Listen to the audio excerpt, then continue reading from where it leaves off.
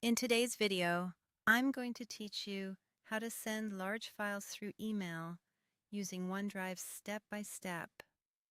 25. If you've ever run into size limits when attaching files to an email, this method is the reliable workaround. Instead of attaching the file directly, you'll share a secure OneDrive link that your recipient can open with a click. I'll walk you through each part so it's simple and stress-free.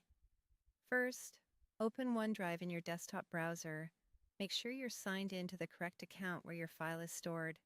Once you're in, look to the left sidebar and click My Files. This is where all your folders and documents live. If you have a lot of content, you can use the search bar at the top to quickly find the exact file you want to send.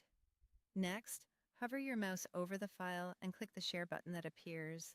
This opens the sharing options for that specific file. In the Share pop-up, choose Copy Link.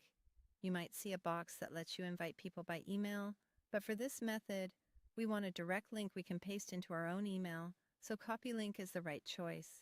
Before you copy, make sure the link settings are correct. For most situations, setting it to anyone with the link can view keeps things simple for the recipient and avoids sign-in issues. If the file is sensitive, you can restrict access to specific people and set it to view only so no edits are allowed. Take a quick moment to confirm that it's the permission level you want. Now click Copy to place the OneDrive link on your clipboard. With the link ready, open your email client. This could be Outlook, Gmail, or any platform you prefer.